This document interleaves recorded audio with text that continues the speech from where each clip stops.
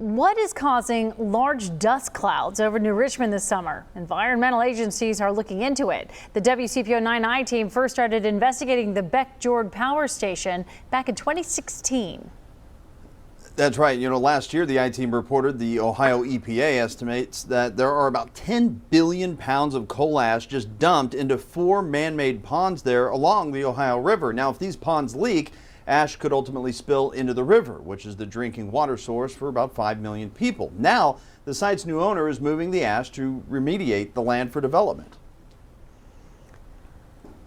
Investigative reporter Paula Christian picks up the story tonight, explaining why the cleanup is worrying residents about what they're breathing. We saw a cloud, a dust cloud, ahead of us. In July, Jonathan Zimmerman's 12-year-old son Aiden took this video while they drove near New Richmond. You could not see the traffic lights. Zimmerman is an environmental and safety professional. He says he got out of his car and talked to other people who were also watching the cloud. And they said, "What is that?" And I said, "I'm pretty sure it's coming from the pond, the ash pits over here." Zimmerman grew up near the now dormant Beckjord coal plant. Duke Energy sold the 1,400-acre site in 2018 to a Missouri company, Commercial Liability Partners. The developer plans to build an industrial park, green space, and port terminal. Now work is underway to clean up some fly ash and cap other ash ponds. Zimmerman says he's never worried about what he was breathing until now. He's not alone. You could actually feel it. I mean, it gets on you. It's kind of makes you itch. Tom Belmont lives across the street from what is known as Pond Extension C on the Beckjord site. Records show he first complained to the Ohio EPA about blowing clouds of fly ash dust in June.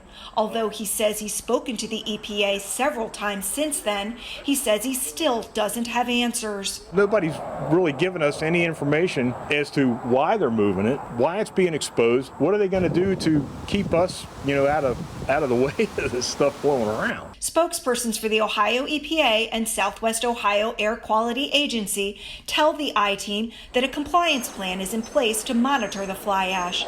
But agency reports show the plan is the remediation contractor telling field inspectors how he would control the dust. Reports from Southwest Ohio Air Quality show inspectors checked the site twice and did not find any violations. Those same reports also show inspectors did not arrive until 1 to 2 days after residents complained, and by then, no emissions were visible. No one from Commercial Liability Partners, which owns the former Beckjord plant, would do an interview for this story.